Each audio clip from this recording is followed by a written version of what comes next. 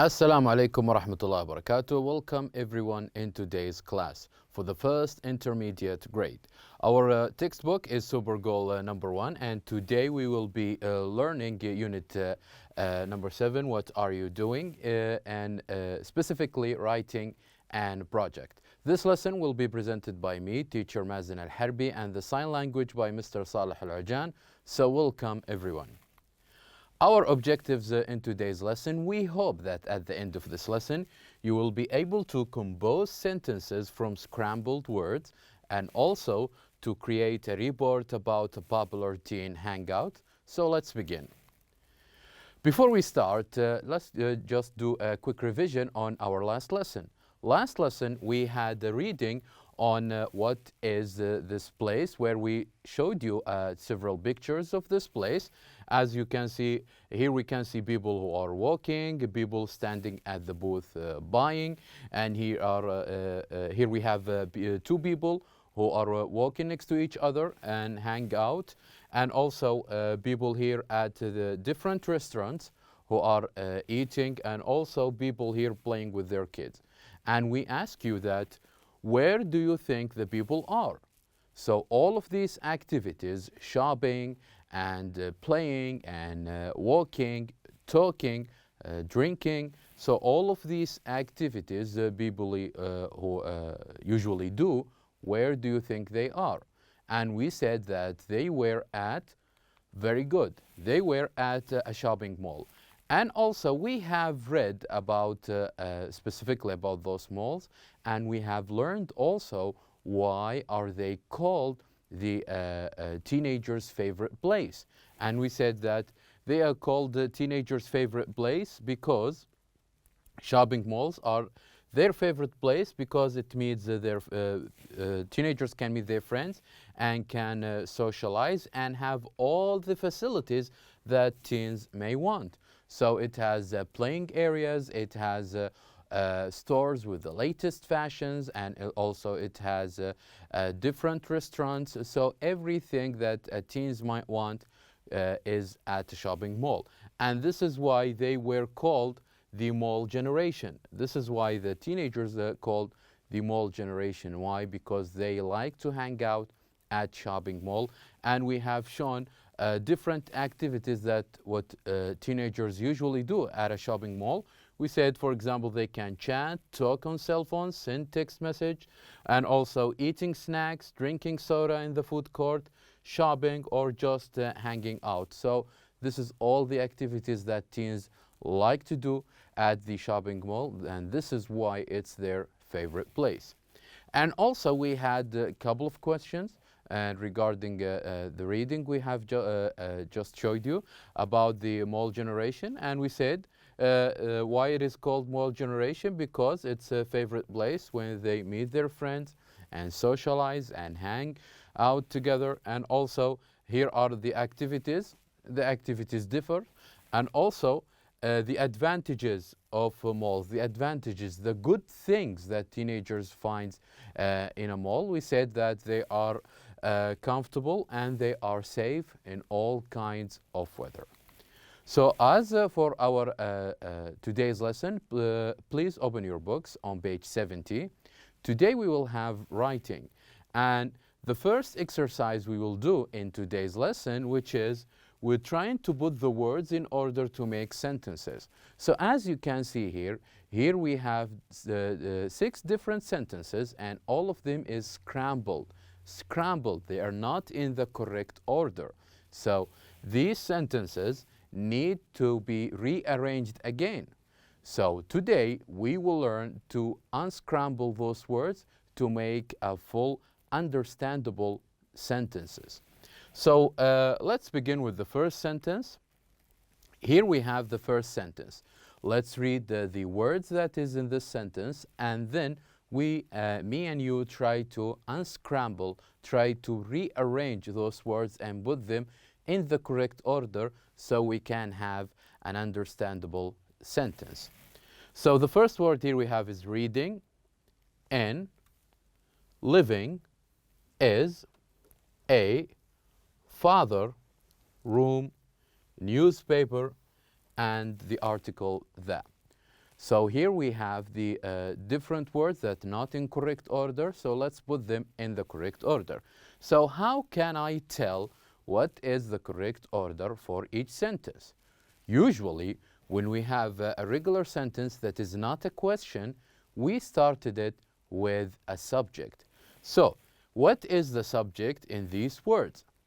So obviously, reading is not a subject, and living is a room, newspaper, all of them is not a subject, because the subject usually that we begin with our sentence usually start with a capital letter. So in our case here, what is the word that we start with? Very good. The word is father. This is the word that we start with. And also we learn from our last grammar rule that we after the subject we use a verb to be. And how many verbs to be we have here? We have only one, which is excellent. So is here is the verb to be. So here we can cross is and we can cross father.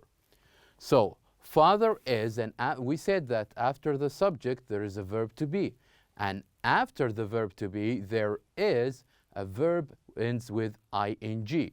So we have the two words that ends with ing. We have reading, we have living, and the other words we have, which is newspaper and room. So if we want to put them in a correct order, we cannot say, or we wouldn't say, for example, living in the reading or for the newspaper. We put them vice versa. We would say that father is reading. Reading what? He is reading the newspaper we have. So here we're going to cross reading, and we're going to cross newspaper. So father is reading the newspaper in a living room, or in the living room. And the living room is one of the places that we have talked about when we describe our homes. So here we go. This is the sentence in a correct order. Father is reading the newspaper in the living room. So here is the answer of the first sentence. Let's go now try to unscramble the second sentence. So here we have they, sandwiches, in, cafeteria, are, the article the, eating, and the question mark. So here we have a question mark, and it is important to know whether we are unscrambling a sentence or a question, because if we want to unscramble a sentence, we start with a subject, a regular subject. But if we want to unscramble a sentence that or a question, that question must start with either the double H questions or the verb to be. So from looking at the list of words we have here, what is the verb to be that we would use to make a question? Excellent. The verb to be is are. So we start our question here with are. We start our question here with are. We're going to cross the verb to be are. And also, we said that in order to make question, in the last grammar lesson, we said that we start with a verb to be followed by a subject. So what is the subject here? Very good. The subject here we have is they. The subject here we have is they. And after they comes the verb that ends with ing. And here we have only the verb eating. So, are they eating? Are they eating sandwiches? And what is the place? The place is the cafeteria. So the question will be, are they eating sandwiches in the cafeteria? So here we have unscrambled a question, and we put them in the correct order. Now, let's try to answer number 3. Number 3, again, we have the word friend, email, he, writing, to, is, and, his, and question mark. As we did with number 2, we should start a question with a verb to be. And what is the verb to be we have here? Very good. The verb to be here we have is. And what comes usually with, or the subject that followed or should follow the verb to be is? Excellent. So the subject that we would use with is, which is he. So here we're going to cross is, and we're going to cross he. After this one, or after the subject, comes a verb that ends with ing. So the verb here is writing. So the question will be, is he writing? And here we must mention a noun. What is he writing exactly? Of course, we're not saying he is writing a friend. It's the correct answer is that he is writing an email. He is writing an email to whom? It must be to a person, and that person is to his friend. To his friend. So here we have unscrambled a question. We started with is. Is he writing an email to his friend? Is he writing an email to his friend? And this is the correct order for this question. Let's try to do number 4. Number 4, we have different words. The first one is she, mother, is, housework, her, the, helping, and with. So here we're going to unscramble a sentence, not a question. And why did we say it's not a question? Because here we don't have a question mark. So this is why we're going to unscramble a sentence. And as we said in the beginning, a sentence usually starts with a subject. And the subject we have here is she. So here we would say she, followed by the verb to be is, and also the verb that ends with ing, helping. So she is helping. Now we must mention a person. Helping who exactly? She is helping her mother. In what? She is helping her mother with the housework. She is helping her mother with the housework. So here we have the unscrambled sentence number 4. Now moving on to sentence number 5. Here we have playing the games aren't we computer on. So this is a sentence and not a question because we don't have a question mark, and now we will try to unscramble it. And we said that in the sentences we start with a subject, and the subject here we have is we. And what is the verb to be that comes with we? Which is are. And in our case here, this is followed by a negative, so we would say we aren't, and a verb ing as well. We aren't playing games on the computer. We aren't playing games on the computer. So this is the answer of number 5, or sentences number 5. The last one we have in this exercise, number 6, you chatting who with and are, and a question mark. So now we're going to unscramble a question and not a sentence. And since we are unscramble a question, we start, as we said, either with a double-edged question or a verb to be. Let's see if we have now a double-edged question. Yes, we do, which is who. So we're going to use who in the beginning of the answer. So the question will be, who are you? So this is the double-edged question, verb to be, the subject, and the verb that ends with ing. Who are you chatting with?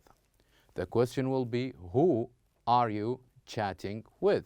So this is the answer of question number 6. So here you go. We have unscrambled 6 sentences. Some of them were questions and some of them were sentences. And it's important to know the order of the words when we want to unscramble. Now, let us move on to the second part of our today's lesson. We have mentioned this in the previous unit. We talked about something we call the personal pronoun. We said that if we want to use nouns for people, nouns or people, okay, we don't have to mention it twice. For example, the first one, My name is Hussein. I am doing my homework. So here, instead of mentioning the name of Hussein twice, in the second part of the sentence, we used, instead of Hussein, we used the personal pronoun I. We use the personal pronoun I. So this is not to make or not to write any longer words. We can, instead of mentioning the name twice, we can only use the personal pronoun. Let's see the second example. The second example we have, Amal is a teacher. Amal is a teacher. She is teaching her class. So she here is a personal pronoun. She here is a personal pronoun that refers to Amal. So we don't have to mention Amal's name twice. We don't have to mention Amal's name twice. It's better that if we use a personal pronoun instead. So she here refers to Amal. The third one, my brother is a student. My brother is a student. He is studying. He is studying. And here we have the personal pronoun he that refers to my brother. I don't have to mention it twice. I don't have to say my brother is a student, my brother is studying. No, I can use instead a personal pronoun. The fourth one, my friends are at the mall. My friends are at the mall. They are shopping.